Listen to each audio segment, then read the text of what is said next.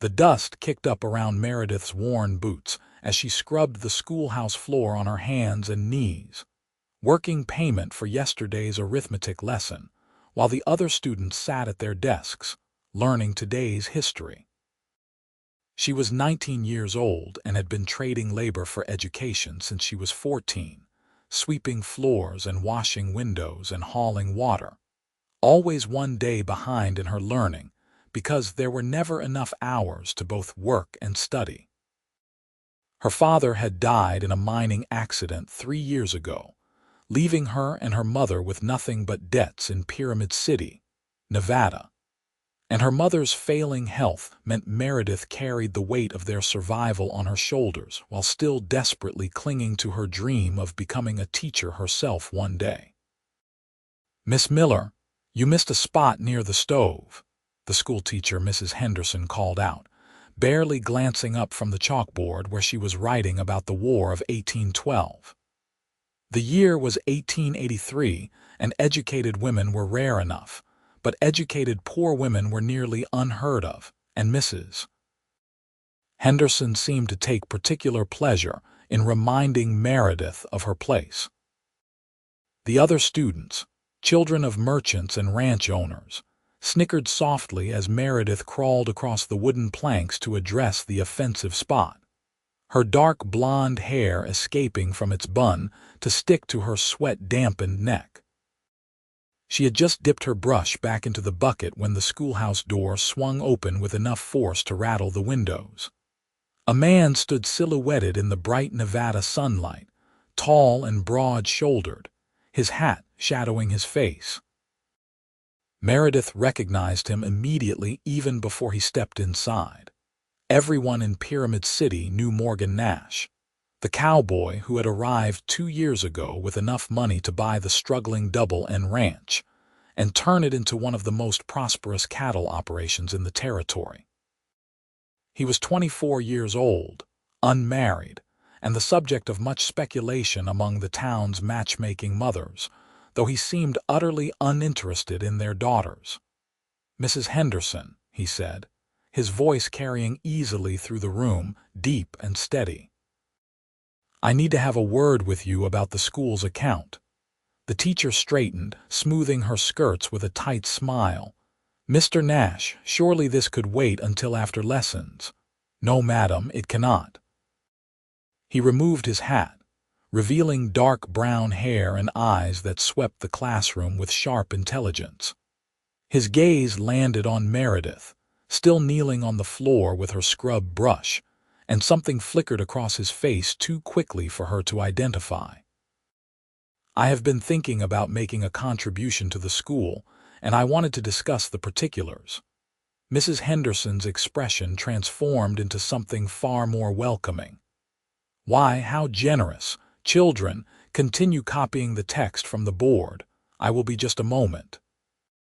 She gestured for Morgan to join her at her desk at the front of the room, and they spoke in low voices while Meredith tried to focus on the stubborn stain beneath her brush, rather than the curious glances the other students kept throwing her way.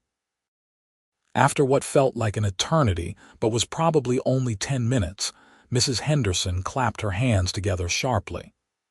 "Miss Miller, you may stop your work for today. It seems Mr. Nash has made an arrangement that concerns you directly." Meredith sat back on her heels, confusion clouding her features as she looked between the teacher and the rancher. Morgan's expression was unreadable, but there was something almost challenging in the set of his jaw, as though he expected resistance. "Mr. Nash has generously agreed to sponsor your education," Mrs. Henderson continued, her tone suggesting she found the entire situation distasteful despite the financial benefit. "You will attend classes as a regular student, no labor required. He will settle your account at the end of each month." The scrub brush slipped from Meredith's fingers and hit the floor with a clatter that seemed unnaturally loud in the sudden silence. "I do not understand," she managed, pushing herself to her feet on shaking legs. Her dress was soaked through at the knees, and her hands were raw and red from the lye soap. Why would you do that? Morgan met her eyes directly, and she felt the impact of his gaze like something physical. Because watching someone work themselves half to death just to learn their letters seems about as backwards as anything I have seen in this town, and I have seen plenty. Consider it an investment in Pyramid City's future. We need more educated folks, especially women who want to teach. But you do not even know me, Meredith protested, aware of every student in the room watching this exchange with rapt attention. Tomorrow it would be all over town, distorted and exaggerated with each retelling. I know enough, Morgan said simply. I know you have been trading labor for lessons for 5 years. I know you come here even when you are sick because you cannot afford to miss a day's learning. I know your mama is poorly, and you are supporting both of you on washing and mending work. That is enough for me to know your dedication is genuine.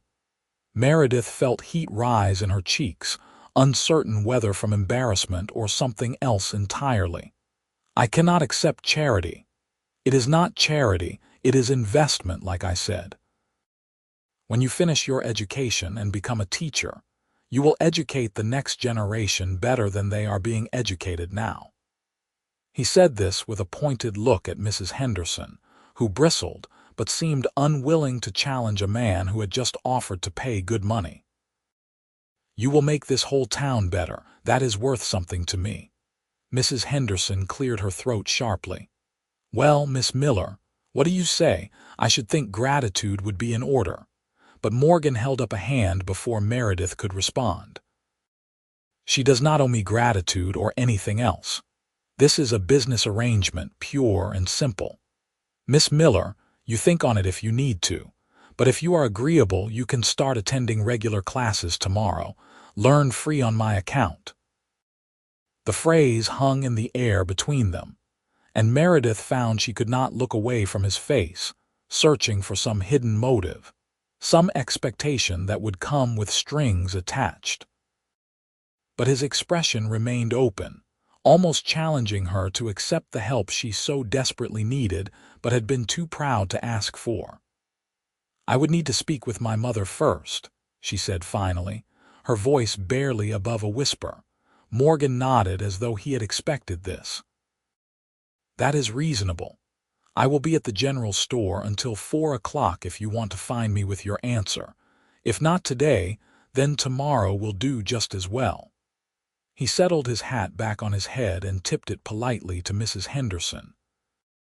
Madam, I will be back to settle the first month's payment once Miss Miller decides.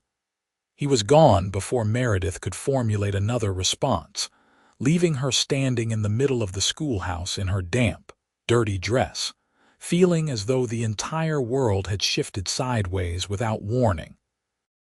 The students erupted into whispered conversations the moment the door closed behind him, and Mrs. Henderson rapped her ruler against her desk for silence. Well, Miss Miller, you might as well go home for the day since your work is interrupted. And do try to look more presentable tomorrow if you are to be attending as a proper student. The teacher's tone made it clear she found the entire situation highly irregular and probably improper. Meredith gathered her few belongings, her hand still trembling slightly as she collected her worn satchel. She slipped out of the schoolhouse into the brilliant afternoon sunshine, the heat of the Nevada desert immediately soaking through her damp dress. Pyramid City spread out before her, a collection of wooden buildings and dusty streets that had sprung up around the silver mines in the nearby hills. It was 1883, and the town was past its initial boom but still clinging to prosperity, still believing the silver would last forever. Her mother was sitting in the rocking chair on the porch of their tiny rented house when Meredith arrived, a basket of mending in her lap, despite the tremor in her hands that made such fine work increasingly difficult.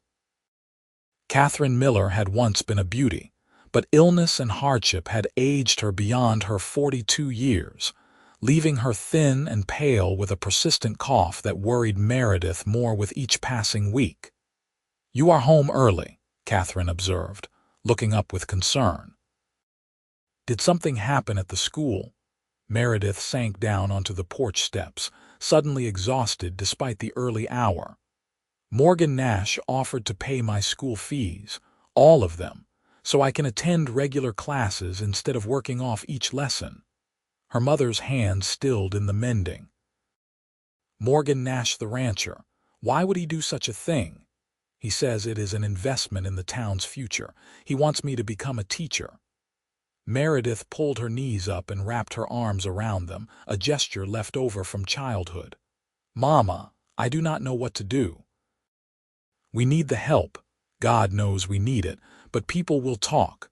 They will say terrible things about why a man would sponsor a young woman's education."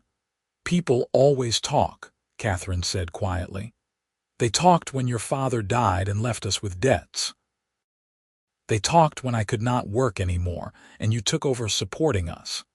They will talk regardless of what you do, so you might as well do what is best for yourself."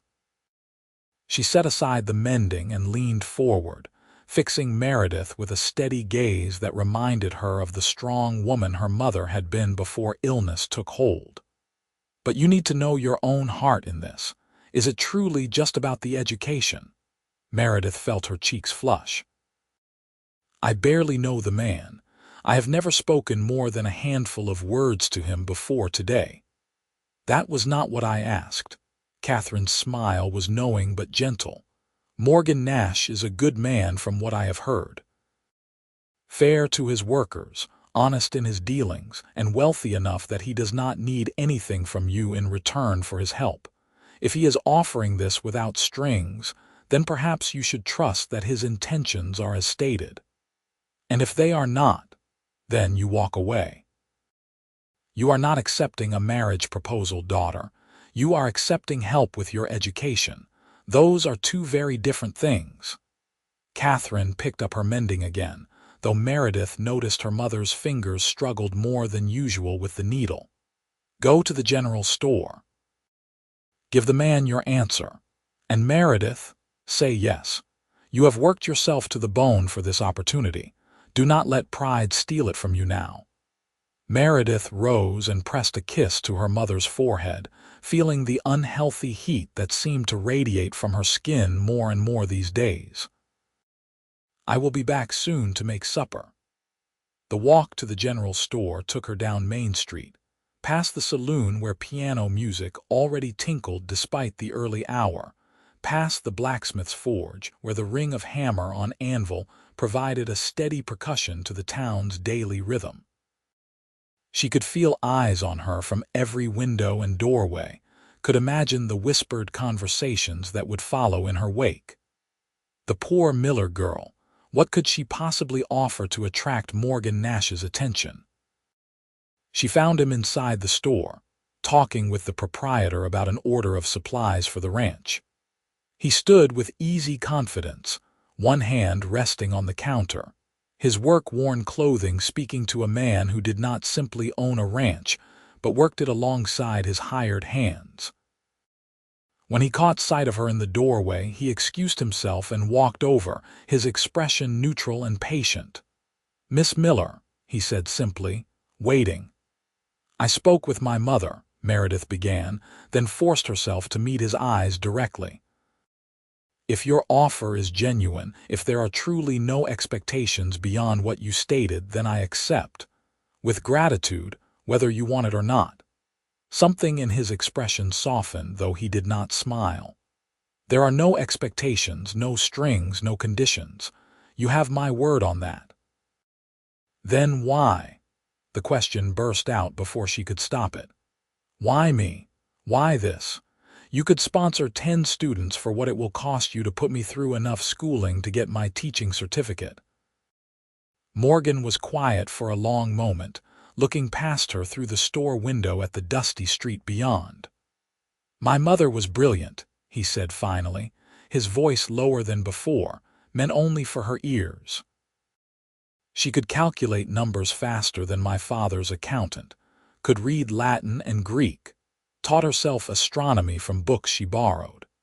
But she never got any formal education because her family was poor, and girls were expected to marry and have babies and nothing more. She died when I was 12, and I used to watch her stare out the window at nothing, and I knew she was thinking about all the things she could have done, could have been, if the world had been different. He turned his gaze back to Meredith, and the rawness in his eyes made her throat tighten. I cannot change what happened to my mother, but I can make sure other women do not have to scrub floors to learn arithmetic. I can do that much, at least. Meredith found herself blinking against sudden tears. I am sorry about your mother. Don't be sorry. Just learn everything you can and then teach others. That is the only payment I want. He nodded once, decisive, then called over to the storekeeper. Put Miss Miller's account on my tab as well, would you, Fred?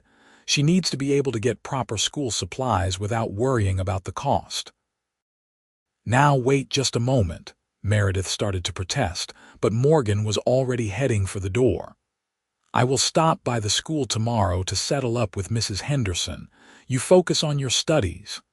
He paused in the doorway and glanced back at her. And Miss Miller, get yourself some new dresses that fit properly. A student should not look like she has been working as a scullery maid.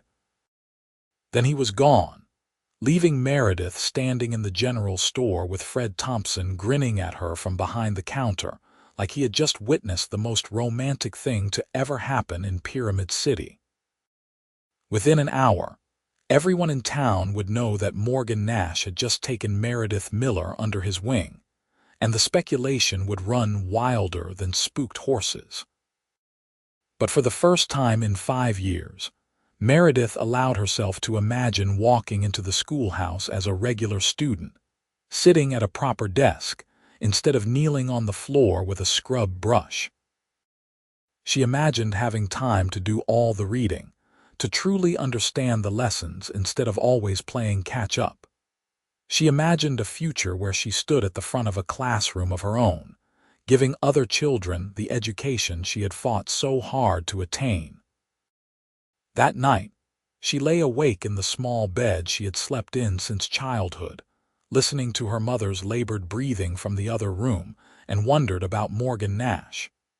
She wondered what kind of man saw an injustice and simply decided to fix it with no expectation of reward. She wondered if his eyes were really as deep brown as they had seemed in the afternoon light, or if that had been her imagination. She wondered if she was a fool for accepting help from a man she barely knew, or if her mother was right, and she would have been a fool to refuse. The next morning, Meredith dressed in her best dress, which was still worn and patched but at least clean and properly fitting, and walked to the schoolhouse with her spine straight and her head high. Mrs. Henderson's expression when she walked through the door was sour enough to curdle milk, but she directed Meredith to an empty desk near the back of the room without comment. The other students stared and whispered until the teacher rapped her ruler for silence. We will continue our study of American history today, Mrs. Henderson announced, turning to write on the chalkboard. Please open your textbooks to Chapter 7. Meredith opened the borrowed textbook with hands that wanted to tremble with excitement and nerves. For the first time in 5 years, she was simply a student. No bucket of water waiting, no floors to scrub, no windows to wash. Just lessons and learning and the dream that had kept her going through all those hard years of trading her labor for knowledge. At the noon break, most of the students went home for dinner, but Meredith had brought bread and cheese wrapped in cloth and ate quietly at her desk, using the time to read ahead in the history text. She was so absorbed that she did not hear footsteps approach until a shadow fell across her page. Miss Miller. She looked up to find Morgan standing beside her desk, his hat in his hands. In the daylight streaming through the schoolhouse windows, she could see details she had missed before. The small scar above his left eyebrow, the weathering at the corners of his eyes from years of squinting into the sun, the calluses on his hands that marked him as a working man despite his wealth. "Mr. Nash," she said, setting aside her book, "did you need something? I wanted to see how your first day as a regular student was going." He glanced at the textbook, the bread and cheese. "You did not go home for dinner. It is too far to walk there and back in the break time." "I usually just eat here." She felt self-conscious suddenly about her meager meal, though she could not say why it should matter. Morgan's jaw tightened almost imperceptibly. "The other students go home. Most of them live closer to town center. We are on the eastern edge near the mines." She did not mention that even if they lived closer, her mother needed her to prepare food in the morning that would last through the day rather than expecting hot meals at midday. "I see." Morgan stood there for another moment, seeming to wrestle with something internal, then made a decision. "Miss Miller, I wonder if you would consider taking your noon meal at my ranch. It is not much farther than walking home, and my cook always makes more than the hands can eat anyway. Food goes to waste otherwise." Meredith felt her cheeks flush. "Mr. Nash, you have already done so much. I cannot possibly accept more charity." "It is not charity, it is practicality, and you could help me with something in return if it would make you feel better about the arrangement." He shifted his weight, looking almost uncomfortable for the first time since she had met him. "My mother taught me to read when I was young, but I never got much formal education after she died. I can handle ranch accounts and basic correspondence, but I would like to improve. You could tutor me during the noon break, practice teaching while you learn. That way we are trading services, not charity."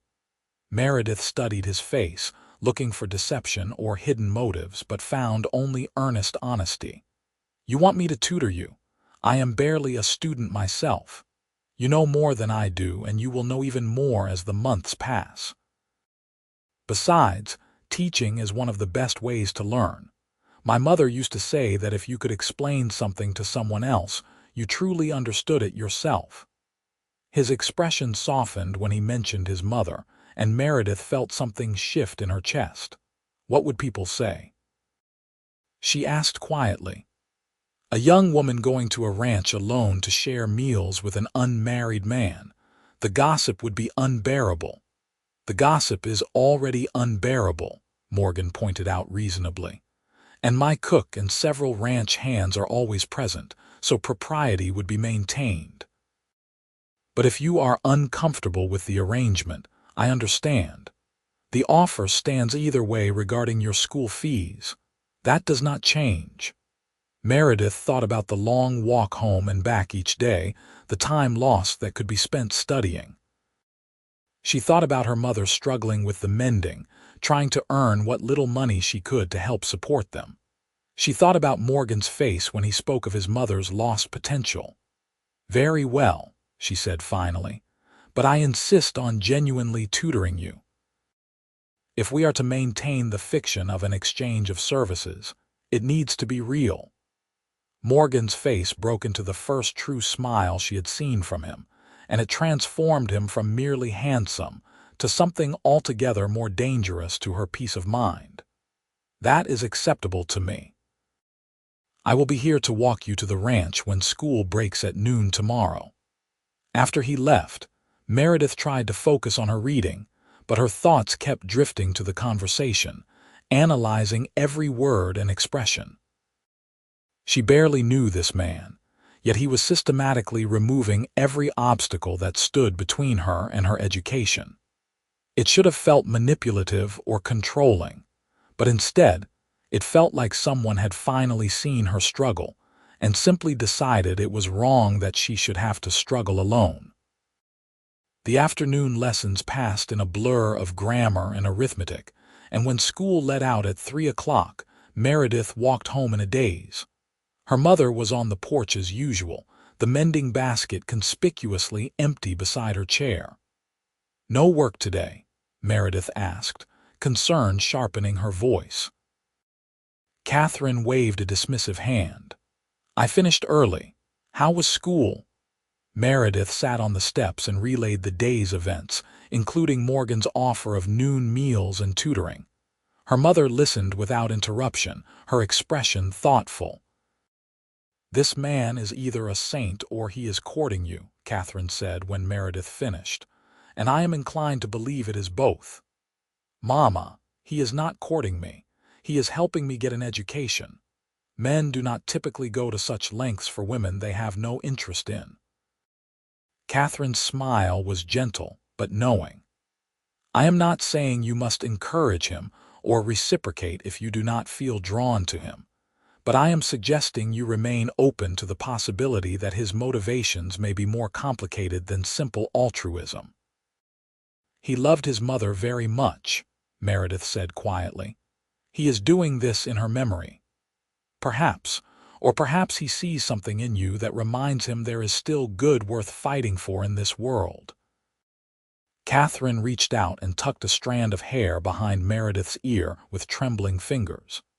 "You have been so focused on surviving and taking care of me that you have not allowed yourself to consider any future beyond the next day's struggles. Maybe it is time to let yourself dream bigger." That night, Meredith sat at the small table they used for meals and everything else, copying lessons by lamplight while her mother dozed in the rocking chair. She found her thoughts drifting away from the textbook to memories of the day. Morgan's eyes when he spoke of his mother, the gentle strength in his voice when he insisted the help was not charity, the way he had smiled when she agreed to genuinely tutor him. She shook her head sharply, forcing her attention back to the page. She could not afford distractions, certainly not romantic ones. Her focus had to remain on her education, on becoming a teacher, on building a future that would support both her and her mother. Morgan Nash was a benefactor, nothing more. To think of him as anything else would be foolish in the extreme. But that night she dreamed of dark brown eyes and calloused hands, and woke with her heart beating faster than it should. The next day at noon, Morgan was waiting outside the schoolhouse as promised. Several students lingered to watch with undisguised curiosity as Meredith walked out to meet him, and she could see Mrs. Henderson watching from the window with pursed lips of disapproval. "Ready?" Morgan asked, offering his arm with such natural courtesy that refusing would have been more awkward than accepting. Meredith placed her hand lightly on his forearm, feeling the solid muscle beneath the fabric of his shirt. "I brought some basic reading primers to start with. We can assess where you are and build from there. You are taking this tutoring business seriously," he observed, sounding pleased. "You said you wanted to improve your reading. I intend to help you do exactly that." She kept her voice prim and professional, the tone she imagined she would use when she had students of her own. The Double N Ranch was about 1.5 miles from the schoolhouse, close enough to walk but far enough that it felt like entering a different world. The ranch house itself was modest but well built, with a wide porch and shuttered windows that spoke of attention to detail. Behind it stretched corrals and barns, and the vast open range where cattle grazed on scrub grass and determination. Morgan led her not to the main house, but to a smaller building that served as the ranch office and bunkhouse. Inside, a long table dominated the center of the room, and the smell of cooking food wafted from the attached kitchen, where an older woman was stirring something in a large pot. "Rosa, this is Miss Miller. She will be joining us for the noon meal and doing some tutoring work here. Miss Miller, this is Rosa Chavez, the best cook in Nevada and the person who actually runs this ranch while I pretend to be in charge." Rosa turned from her cooking with a wide smile that crinkled the corners of her dark eyes. She was perhaps 60, with silver threading through her black hair and the sturdy build of someone who had worked hard her whole life. "Welcome, Miss Miller." Any woman who can get this stubborn man to admit he needs help with his learning is already a miracle worker in my book. Meredith found herself relaxing slightly in the warmth of Rosa's greeting. "Thank you for having me, Mrs. Chavez. Just Rosa, please, and it is no trouble at all. I always cook for 10 even when there are only 6 of us eating. Old habits from raising 8 children." She ladled stew into bowls and set them on the table along with fresh bread that made Meredith's stomach growl audibly. 3 ranch hands joined them for the meal, introducing themselves as Thomas, Daniel, and Samuel. They were friendly but reserved, clearly uncertain how to interact with a young woman at their table, but willing to follow Morgan's lead in treating her as a natural part of the midday routine. The food was better than anything Meredith had eaten in months, thick beef stew rich with vegetables and bread still warm from the oven. She had to force herself to eat slowly, to maintain proper manners despite the temptation to simply devour everything in sight. Rosa seemed to notice anyway, her eyes knowing and kind as she pushed the bread basket closer to Meredith's elbow. After the meal, the ranch hands returned to their work, and Rosa shooed Morgan and Meredith out of the kitchen so she could clean up. Morgan led Meredith to a smaller side room that served as his office, with a desk covered in ledgers and correspondence, and a window overlooking the corrals. "All right, teacher," he said, settling into a chair with an expression of exaggerated seriousness that made her want to smile. "Where do we begin?" Meredith opened one of the primers she had brought. "First, I want to hear you read this passage so I can understand your current skill level." Morgan took the book and began to read aloud, and Meredith quickly realized that he had undersold his abilities significantly. He read with only occasional hesitation, stumbling over a few longer words but demonstrating solid fundamental skills.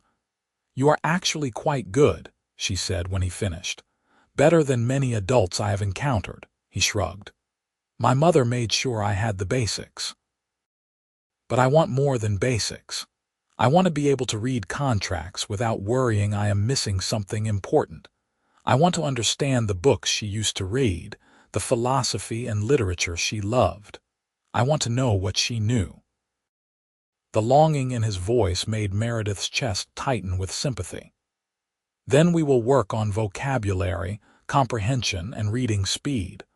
I will assign you passages to practice each day, and we can discuss them at these sessions.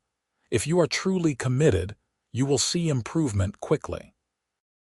"I am committed," Morgan said, meeting her eyes with an intensity that made her breath catch. "When I decide something is worth doing, I see it through." They spent the next 30 minutes working through more complex texts, with Meredith explaining words and concepts as they arose.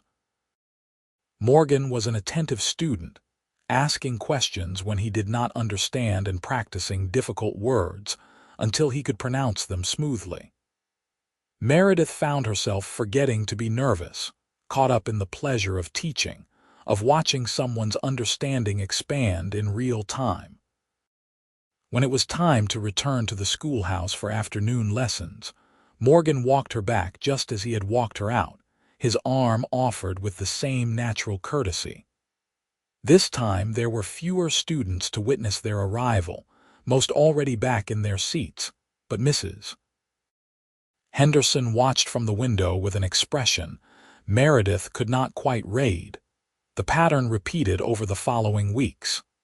Meredith attended morning classes, spent the noon break at the Double N Ranch eating Rosa's cooking and tutoring Morgan, then returned for afternoon lessons.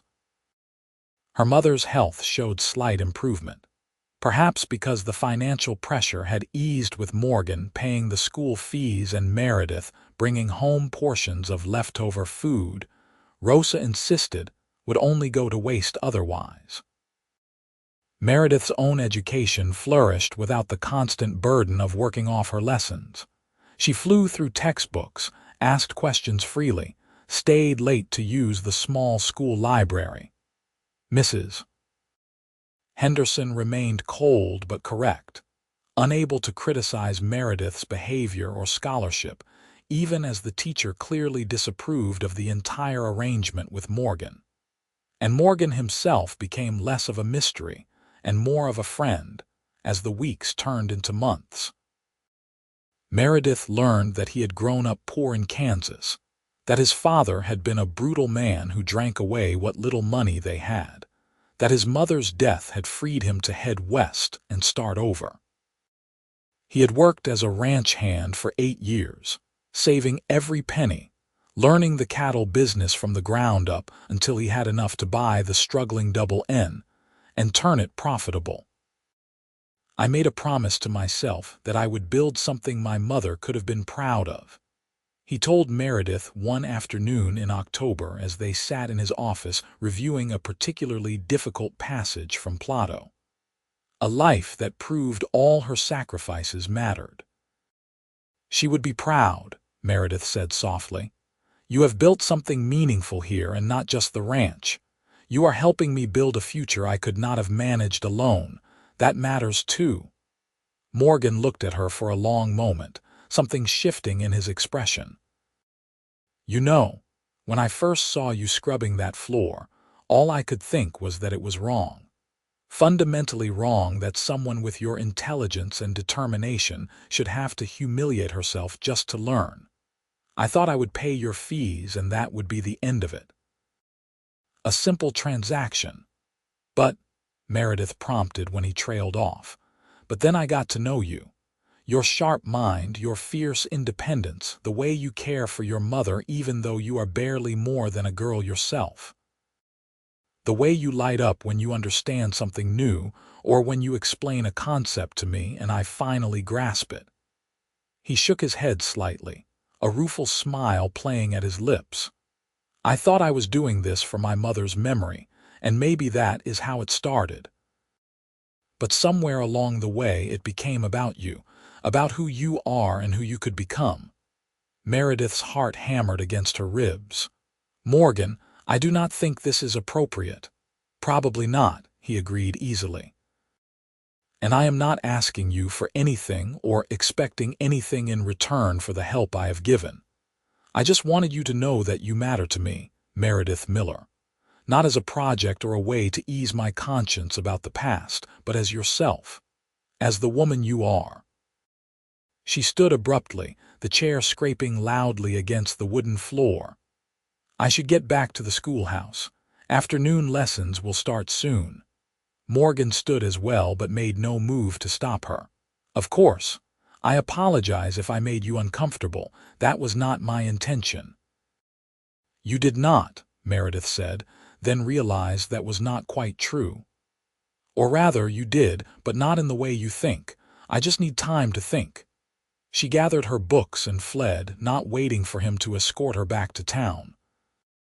Her thoughts whirled as she hurried down the dusty road, part of her thrilled by his words, and part of her terrified by what they might mean. She had spent so long focused solely on survival and education that she had not allowed herself to think about anything else, certainly not about romance or courting or any kind of future that involved more than just her and her mother struggling to get by. But Morgan had forced her to think about it. He had spoken of her as though she mattered, as though her dreams and goals and very self were worthy of attention and care. No one had ever looked at her the way he did, as though she was both capable and precious at the same time. That evening, she told her mother everything while they prepared the simple dinner of beans and the leftover bread Rosa had sent home with her. Catherine listened without interruption, her expression thoughtful. You have feelings for him? Catherine asked when Meredith finished. I do not know, Meredith admitted. I respect him. I enjoy our time together. When he speaks, I want to listen. When he smiles, I feel warmer somehow, but I do not know if that is affection or simply gratitude for all he has done for us. Those things are not mutually exclusive, her mother pointed out. You can be grateful and also care for him as a man rather than simply a benefactor. The question is whether you want to explore those feelings or keep him at a distance. I want to finish my education, Meredith said firmly. That has to be my priority.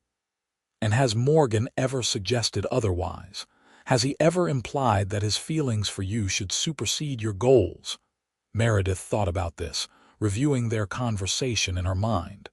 No, he said he was not asking for anything or expecting anything in return. Then perhaps you can allow yourself to feel whatever you feel without treating it as a threat to your dreams. Catherine took Meredith's hand in her own trembling one. Daughter, you have been so focused on sacrifice and struggle that you have forgotten how to accept joy. This man cares for you, and unless I miss my guess, you care for him too. That is not a burden. It is a gift. The next day, Meredith walked to the ranch for the noon meal with her heart in her throat, uncertain what she would say or how she would act. But Morgan greeted her exactly as he always did, friendly and warm but making no reference to the previous day's conversation. They ate Rosa's chicken and dumplings while the ranch hands talked about a fence that needed mending, then retired to the office for the tutoring session. I thought we could read some poetry today, Meredith said, pulling out a slim volume she had borrowed from the school library. It will help with vocabulary and also with understanding metaphor and symbolism. Poetry, Morgan repeated, his tone dubious. I am not sure I am the poetry type. Your mother read poetry, did she not? Meredith challenged. Fair point. Let me see it. They worked through several poems, with Meredith explaining the imagery and Morgan gradually becoming more engaged despite his initial reluctance. When they reached a love poem by Elizabeth Barrett Browning, Morgan read it aloud slowly, his deep voice lending weight to the romantic words. When he finished, he looked up at her with an expression that made her breath catch. "Do you believe in this?" he asked quietly. "In love that is all-consuming and transformative." Meredith chose her words carefully. "I believe in love that makes people want to be better versions of themselves. I believe in partnerships built on respect and shared values. Whether that is the same as what poets describe, I cannot say.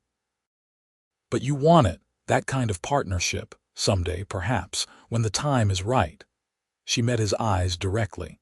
"Morgan, I need you to understand something. My education is the most important thing in my life right now. I cannot afford distractions, no matter how appealing they might be." "I understand that," he said, "and I respect it. But Meredith, I also need you to understand something. I am a patient man. I can wait for the right time. I have been waiting all my life to find someone who makes me feel the way you do," her heart stuttered. "And how do I make you feel?" "Like coming home after a long journey. Like everything I have built and worked for suddenly has purpose beyond just existing."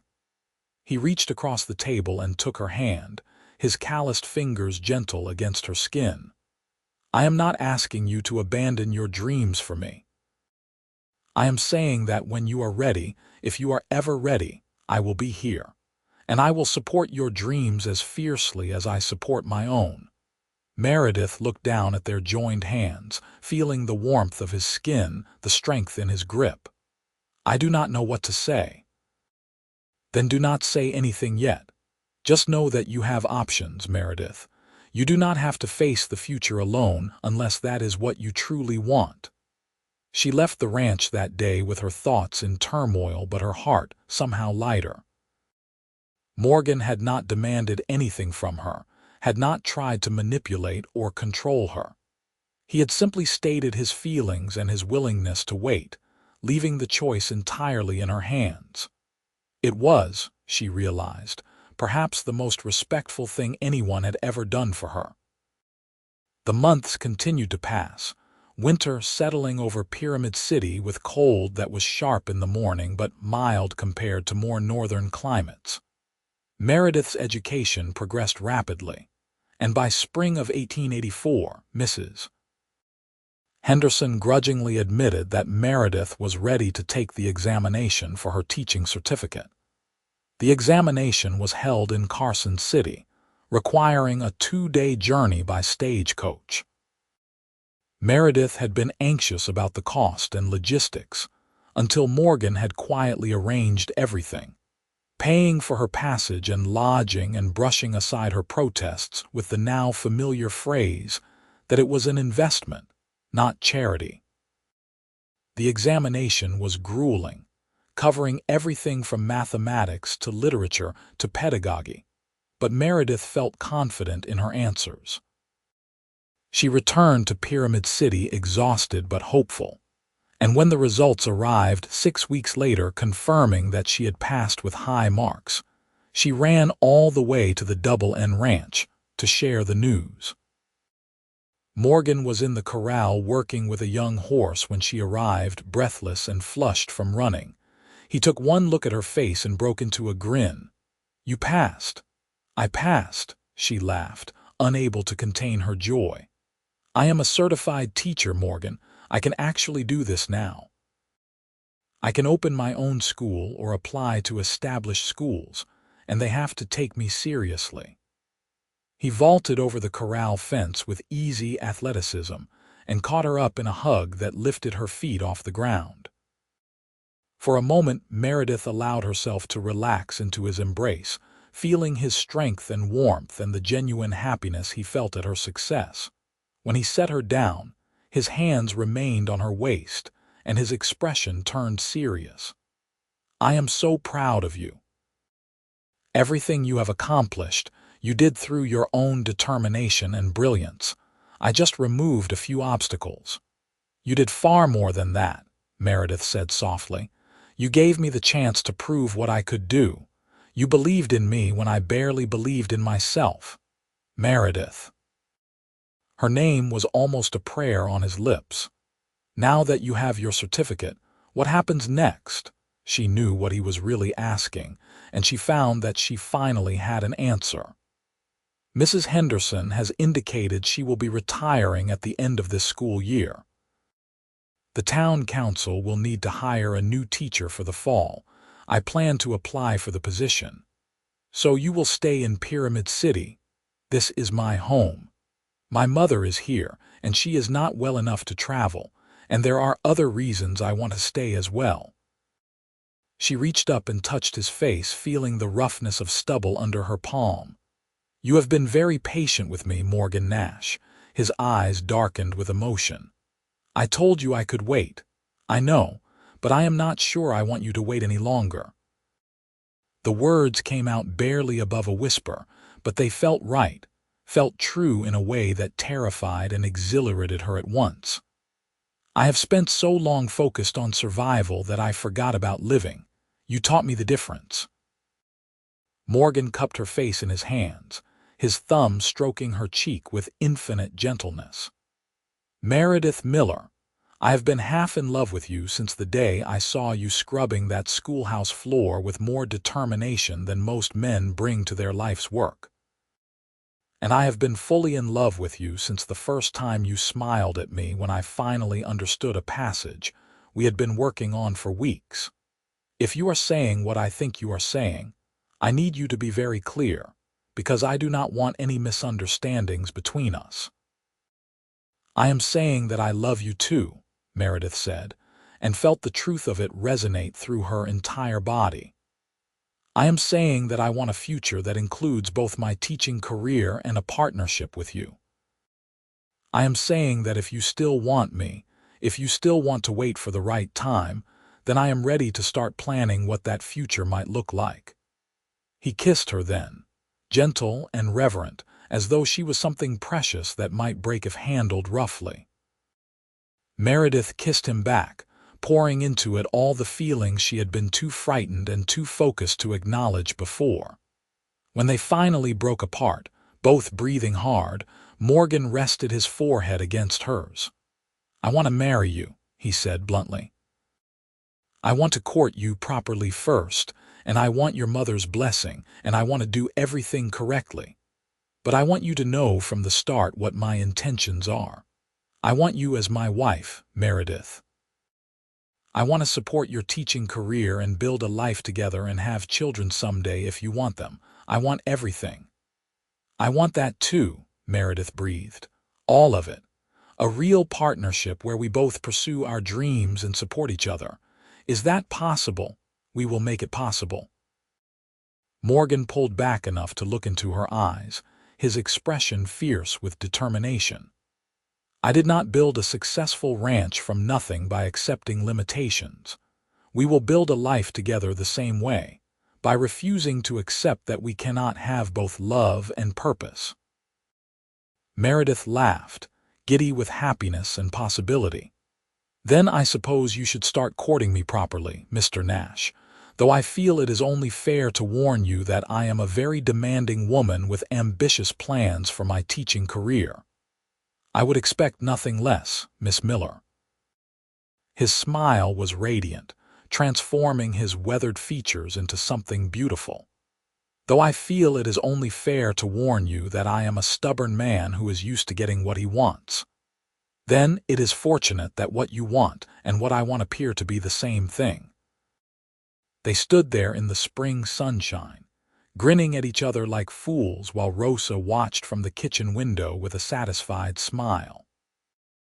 The ranch hands pretended not to notice when Morgan and Meredith walked past them holding hands, though Samuel did allow himself a quiet comment to Thomas about it being about time. That evening, Morgan came to call on Meredith's mother formally, hat in hand and expression serious. Catherine Miller listened to his carefully rehearsed speech about his intentions and his promise to support Meredith's teaching career, and when he finished, she smiled. Mr. Nash, you have already proven yourself to be a man of honor and integrity. You have my blessing and, more importantly, my gratitude for seeing in my daughter what I have always known was there.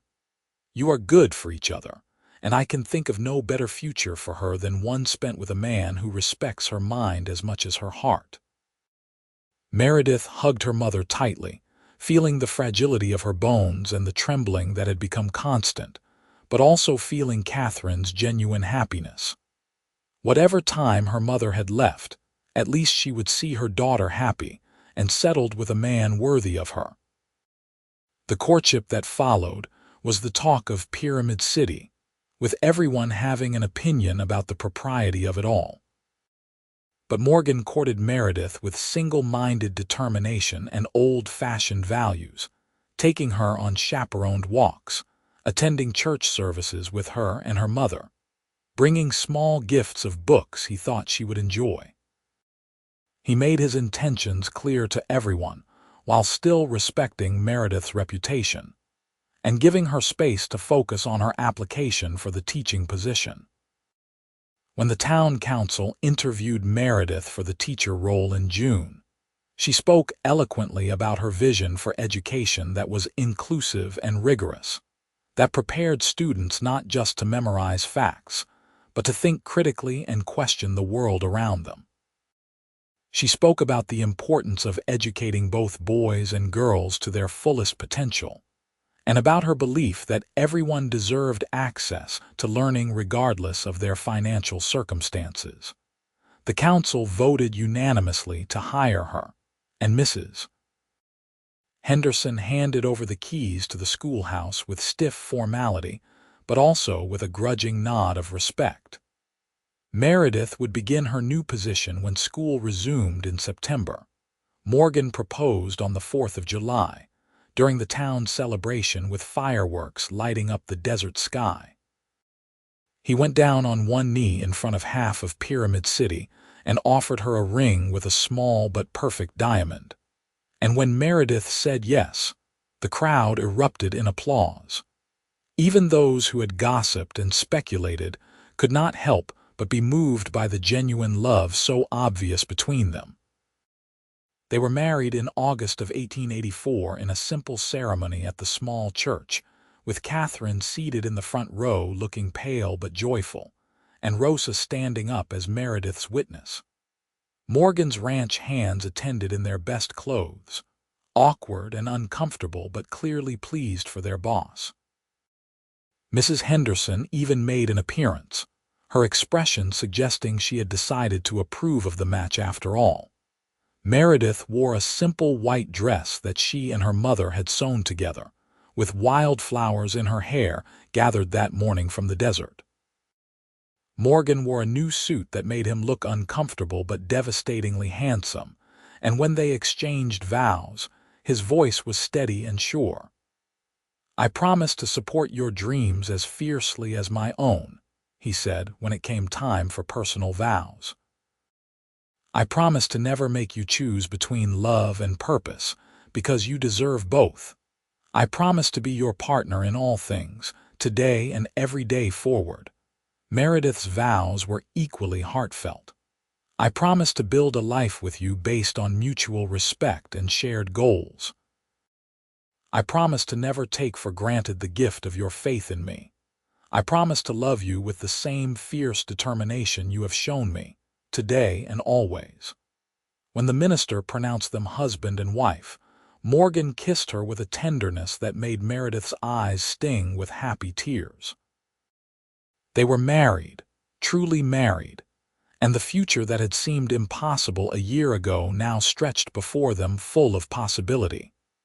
The wedding celebration was held at the Double N Ranch, with Rosa and several town women preparing enough food for everyone in attendance.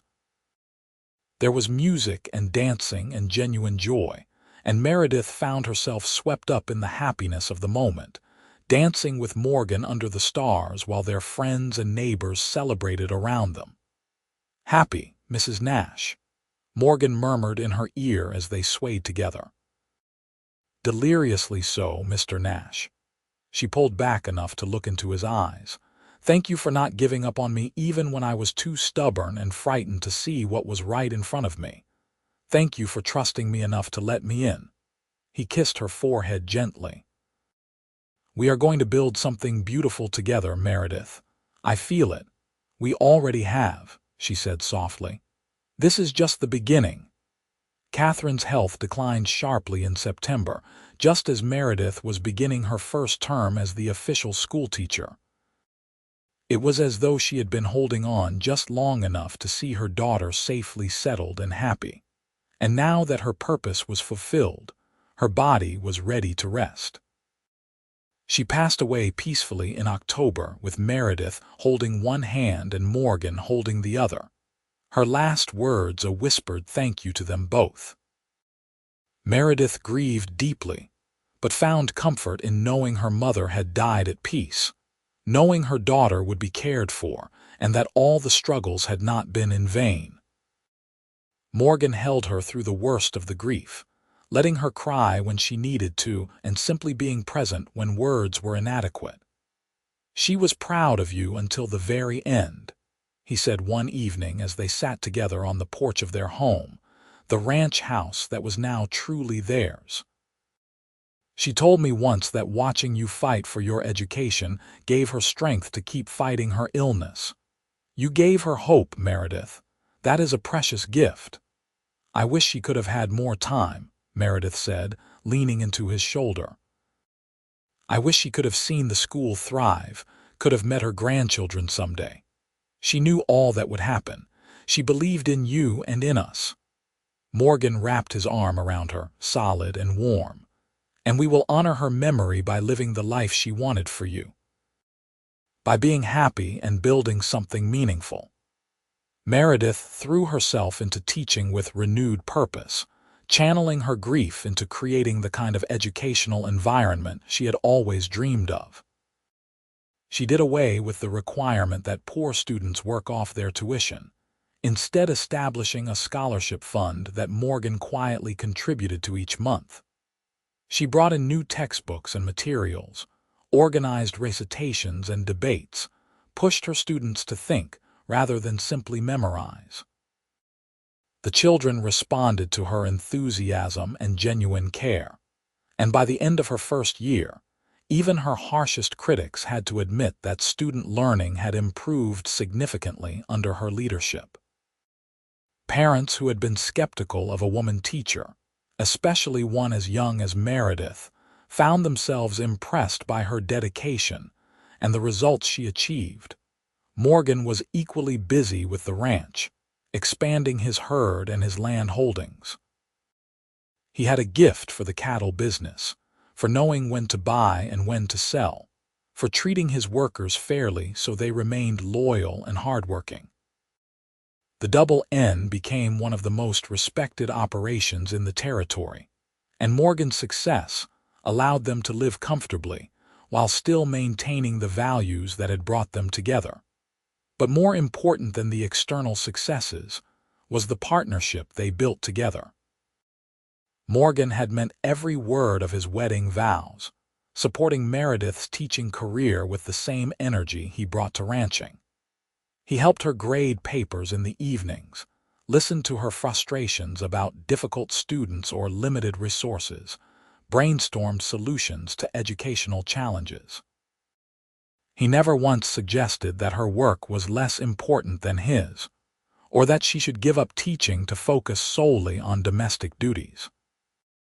And Meredith supported Morgan in return, helping him with ranch correspondence and accounts, reading aloud to him in the evenings from the books his mother had loved, tutoring him in subjects he wanted to master. They built a life based on mutual respect and shared purpose, exactly as they had promised each other.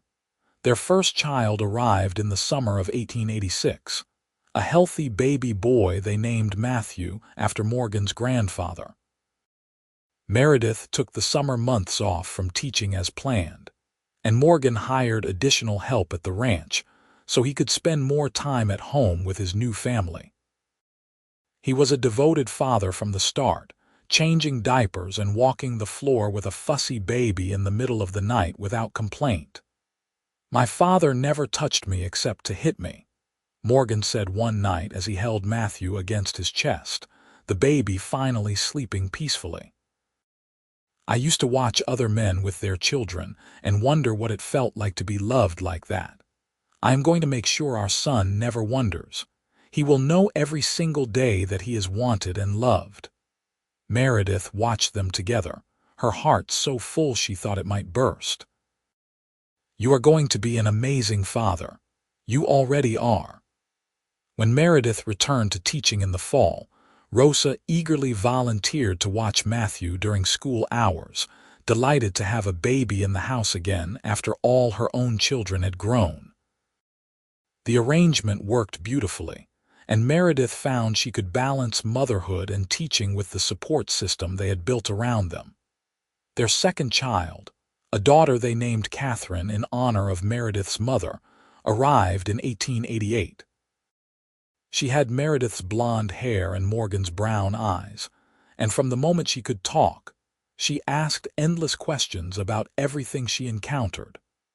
Morgan doted on her shamelessly, carrying her around the ranch on his shoulders and answering her constant inquiries with the patience of a saint.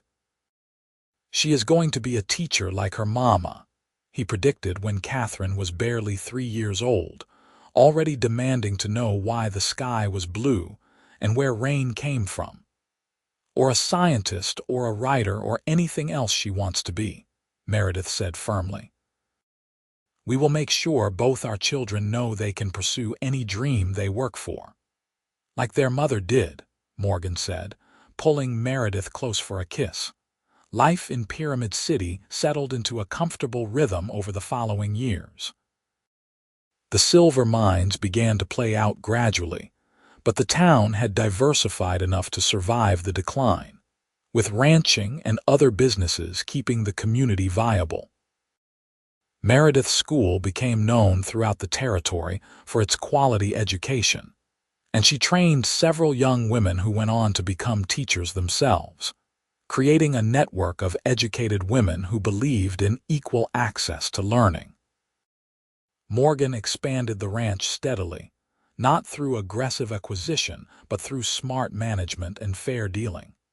He became a respected voice in the community, someone people turned to for advice or help. But he never forgot where he came from or what had driven him to success, and he quietly helped other struggling families the way he had helped Meredith, always framing it as investment rather than charity. Their third child, another son named James, arrived in 1891, completing their family. He was the most like Morgan in temperament, quiet and observant but with a stubborn determination that showed itself early. The ranch house that had once seemed too large for two people now rang with children's laughter and constant activity. On their 10th wedding anniversary in August of 1894, Morgan took Meredith back to the spot where he had proposed, away from the children and the ranch and the constant demands on their time. They sat together watching the desert sunset paint the sky in shades of orange and purple, holding hands in comfortable silence. "You remember what I said to you that day in the schoolhouse?" Morgan asked finally. "When I first offered to pay your fees." "Learn free on my account," Meredith quoted softly. "How could I forget? It changed my entire life. It changed mine, too." He turned to look at her, and the love in his eyes was so intense it stole her breath. "I thought I was doing a good deed, helping someone who deserved a chance. I had no idea I was meeting my future, the woman who would make me understand what my mother tried to teach me about the power of education and love and purpose." "You gave me so much more than an education," Meredith said, squeezing his hand. "You gave me the freedom to become who I was meant to be. You saw me when I was invisible to everyone else. You believed in me when I barely believed in myself. We saved each other," Morgan said simply. "You showed me that my mother's death could have meaning, that her love of learning could live on through someone else. You gave me purpose beyond just building wealth. You gave me a family and a partnership and a reason to keep striving to be better." Meredith leaned against him, watching the last light fade from the sky. "I used to think I had to choose between love and my dreams. You taught me I could have both, that they could strengthen each other rather than compete." "Because you were strong enough to demand both," Morgan said. "You never settled for less than you deserved. That is one of the many things I love about you."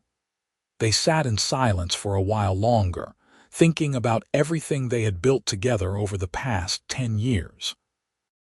A successful ranch, a thriving school, 3 healthy children, a love that had only deepened with time and challenge. It was more than either of them had dared dream in those early days when Meredith was scrubbing floors and Morgan was trying to figure out how to help without being rejected. "What do you think your mother would say if she could see us now?" Meredith asked. Morgan considered this carefully. "I think she would say that love and learning are the 2 most powerful forces in the world, and we have built our lives on both. I think she would be proud. And I think she would tell me I was very fortunate to find a woman as stubborn and brilliant as you." "I am stubborn, am I?" Meredith laughed. "Impossibly so. It is one of your most attractive qualities." He kissed her temple.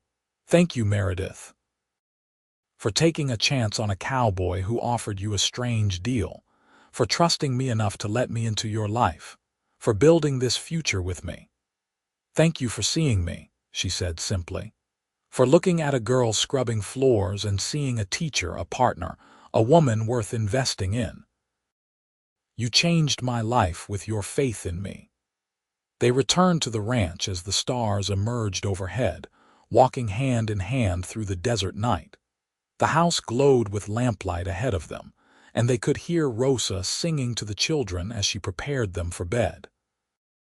It was home in every sense of the word, built on foundations of love and mutual respect, and the shared belief that education and opportunity should not be limited by gender or circumstance.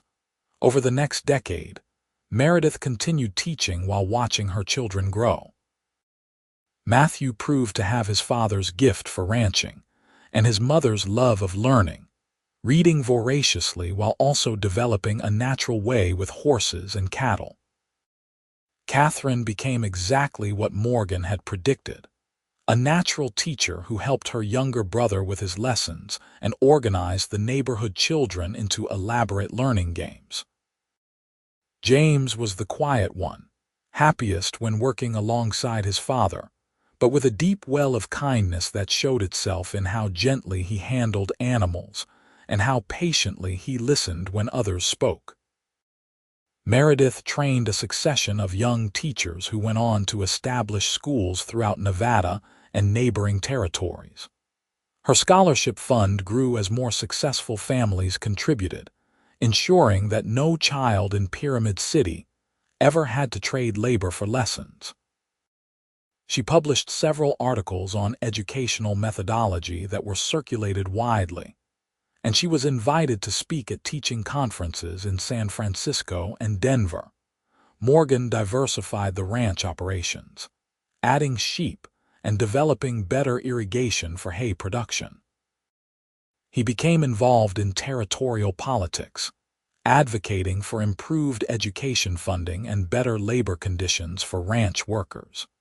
He never forgot his own difficult childhood or the barriers his mother had faced, and he used his success and influence to try to remove those barriers for others. In 1905, when Meredith was 41 and Morgan was 46, they celebrated their 21st wedding anniversary surrounded by their 3 children, now young adults making their own ways in the world. Matthew had taken over much of the ranch management and was courting a smart young woman from Carson City. Catherine was teaching at a girls' school in Sacramento, writing long letters home about her students and her dreams of educational reform. James worked the ranch alongside his father, but spent his spare time sketching the desert landscapes with surprising artistic talent. "We did well," Morgan said that evening as he and Meredith sat on their porch, watching the sunset paint familiar colors across the sky. "Our children are good people doing meaningful work. That matters more than anything else." "We did do well," Meredith agreed. "And it started with you refusing to accept that the world had to be unfair. You saw an injustice and you fixed it, one young woman at a time." "I saw you," Morgan corrected gently, "and I fell in love with your determination and your dreams. Everything else followed from that." Meredith reached over and took his hand, their fingers intertwining with the ease of decades of practice. "Do you remember being nervous? That first day when you walked into the schoolhouse and offered to pay my fees?" "Terrified," Morgan admitted with a laugh. "I thought you might throw me out for insulting you with charity. I had rehearsed that whole speech about investment and education." "I almost did throw you out," Meredith said.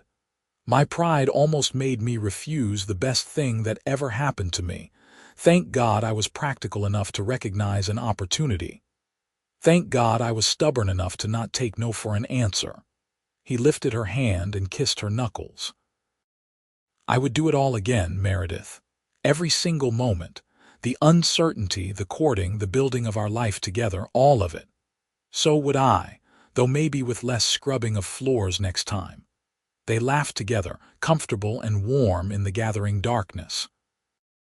The house behind them glowed with light and life, filled with memories of 21 years of marriage, of children raised and dreams pursued, and love that had only grown stronger with time.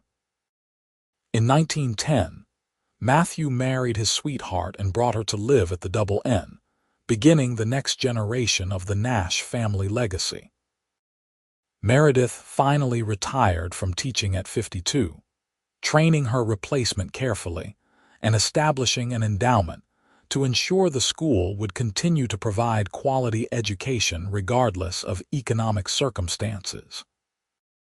She was honored by the town with a celebration that drew former students from across the West, all of them testifying to how she had changed their lives with her dedication and her belief in their potential. Morgan stepped back from the daily ranch operations at 55, turning most of the work over to Matthew and James while he focused on his advocacy work and his beloved wife. They traveled together for the first time in their lives, visiting California and Colorado, and even making a trip back to Kansas, so Morgan could show Meredith where he had grown up and where his mother was buried. They stood together at his mother's grave, Morgan's arm around Meredith's waist, and he told his mother's resting place about the life he had built, the woman he had married, the children they had raised. Meredith laid wildflowers on the grave, tears streaming down her face for a woman she had never met, but who had shaped the man she loved. "She would have adored you," Morgan said as they walked back through the cemetery. "You are everything she wanted to be, everything she hoped the world would allow women to become." "Then I am glad I could honor her memory by living fully," Meredith said, "by refusing to accept limitations and by helping other women do the same." Catherine married in 1912, wedding a fellow teacher she had met at a conference, and James followed in 1913, marrying a ranch hand's daughter who shared his love of the land. Meredith and Morgan became grandparents multiple times over, watching the next generation grow with the satisfaction of knowing they had built something lasting. On their 30th wedding anniversary in 1914, with their children and grandchildren gathered around them, Morgan made a toast that brought tears to many eyes. 30 years ago, I walked into a schoolhouse and saw a young woman scrubbing floors to earn her education. I knew in that moment that the world was wrong for making her struggle so hard for something that should have been her right. What I did not know was that helping her would lead to the greatest blessing of my life. He turned to Meredith, his eyes shining with emotion. "You have been my partner in every sense of the word. You have challenged me and supported me and loved me even when I did not deserve it.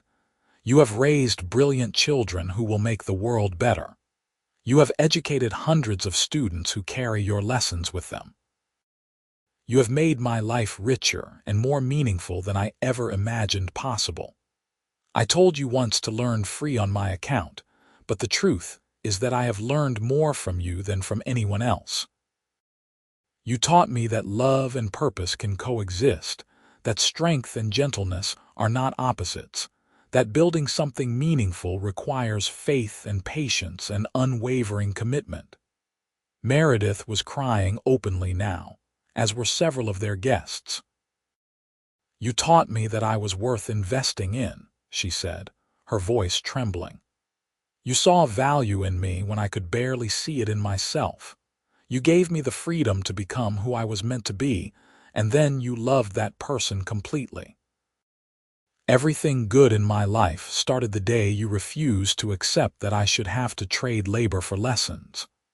Their family applauded, and their grandchildren, too young to fully understand but old enough to recognize something important, clapped enthusiastically. The celebration continued into the evening, with music and dancing and the kind of joy that comes from being surrounded by people you love and who love you in return. As Meredith and Morgan danced together under the stars, moving to music that only they could hear after 3 decades of partnership, she thought about the girl she had been at 19, scrubbing floors with raw hands and desperate dreams. That girl could never have imagined this future, this life, this love. She had been too focused on survival to dream of thriving, too weary to imagine happiness. But Morgan had looked at that exhausted girl and seen possibility. He had seen a teacher, a partner, a woman whose potential was being wasted by a system that valued her gender and economic status more than her intelligence and determination. And he had decided, with characteristic stubbornness, to change that system for her. Not because he expected anything in return, but because it was the right thing to do. "What are you thinking about?" Morgan murmured, his breath warm against her ear. "About how grateful I am that you were foolish enough to offer charity to a proud girl who almost refused you," Meredith said. "Not charity, investment. and the return on that investment has exceeded my wildest expectations." He pulled back to look at her face, his expression tender. "I love you, Meredith Nash. I have loved you for 30 years, and I will love you for however many more years we are blessed with. I love you too, more than I can ever properly express. You saved me, Morgan, in every way a person can be saved." "No," he said firmly. "You saved yourself with your determination and your refusal to give up on your dreams. I just removed some obstacles and had the extraordinary good fortune that you decided to let me walk beside you once the path was clearer." They danced until the music ended, until their grandchildren were asleep and their children were making preparations to leave. They stood on their porch waving goodbye, arms around each other, two people who had built something beautiful and lasting from an unlikely beginning. The years continued to pass, measured now in grandchildren's birthdays and seasonal celebrations, and the comfortable rhythms of a long marriage. Meredith's health remained strong, a testament to no longer living in constant stress and deprivation. Morgan developed a slight limp from old ranch injuries, but refused to slow down completely, always finding projects that needed his attention. They watched the world change around them, automobiles replacing horses on many roads, electricity coming to Pyramid City, the Great War in Europe touching even their small corner of Nevada as young men went off to fight. Through it all, they remained each other's constant, the center around which everything else revolved. In 1925, on their 41st wedding anniversary, they renewed their vows in the same small church where they had first married. Their children and grandchildren attended, along with former students and ranch workers and friends from 4 decades of building a life in Pyramid City. Meredith was 61 and Morgan was 66, both of them gray-haired and weathered, but still standing straight and strong, still holding hands like newlyweds. "I, Morgan Nash, renew my vow to support your dreams as fiercely as my own," Morgan said, his voice steady despite the emotion evident in his eyes. "I renew my promise to never make you choose between love and purpose, because you have always deserved both. I renew my commitment to be your partner in all things, today and every day forward, for as long as God grants us." Meredith's vows were equally heartfelt. "I, Meredith Nash, renew my vow to build a life with you based on mutual respect and shared goals. I renew my promise to never take for granted the gift of your faith in me. I renew my commitment to love you with fierce determination, today and always, for as long as breath remains in my body." When they kissed, sealing their renewed vows, the church erupted in applause. Later, at the celebration held once again at the Double N Ranch, their oldest grandson asked them the secret to a long and happy marriage. Morgan and Meredith exchanged glances, communicating in the wordless way of couples who have spent decades learning each other's thoughts. Then Morgan smiled and said, "The secret is finding someone whose dreams matter to you as much as your own, and being fortunate enough that they feel the same way about yours. Everything else is just details." "And stubbornness," Meredith added with a laugh. "You need enough stubbornness to work through the difficult times and enough love to make the good times better." "Mostly love, though," Morgan said, pulling her close. "Everything else flows from that." They lived out their days in the house they had made a home, surrounded by family and the evidence of lives well lived. Morgan passed away in 1932 at 73, peacefully in his sleep with Meredith holding his hand. His last words were, "Thank you for letting me love you. It was the best decision I ever made." Meredith grieved deeply, but also with gratitude for 48 years of partnership that had exceeded anything she had once believed possible. She lived another 7 years, dying in 1939 at 75, surrounded by children and grandchildren and great-grandchildren who carried forward the values she and Morgan had instilled. The schoolhouse in Pyramid City was eventually renamed the Miller-Nash School in honor of both of them, recognizing Meredith's contributions to education and Morgan's vision in supporting her when no one else would. A plaque at the entrance read, "In honor of Meredith Miller Nash, who proved that determination and intelligence know no gender, and Morgan Nash, who offered her the chance to learn free on his account. May all who enter here remember that education is a right, not a privilege, and that believing in someone's potential can change the world." The story of the cowboy who sponsored a poor girl's education and the teacher who accepted his help became part of Pyramid City legend, told and retold to each new generation. Some details changed in the retelling, but the core remained the same. A man who saw an injustice and fixed it, a woman who refused to let circumstances define her future, and a love that grew from mutual respect and shared values into something that lasted a lifetime.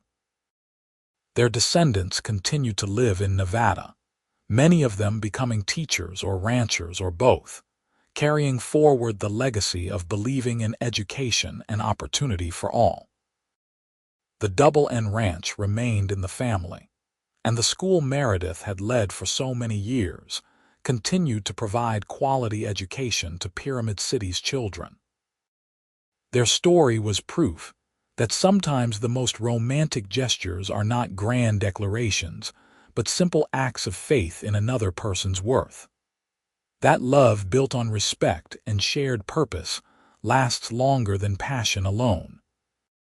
That one person's decision to help another can ripple outward through generations, changing countless lives in ways both large and small. Meredith had scrubbed floors to earn her education, but Morgan had offered her the chance to learn free on his account, and in doing so, he had won not just her gratitude but her heart. They had built a life together that honored both their dreams, and in the end, that was the greatest love story of all, one where neither person had to sacrifice who they were or what they wanted to be, where love and purpose strengthened rather than competed with each other, where two people truly became partners in every sense of the word and built something beautiful that lasted long beyond their own lifetimes.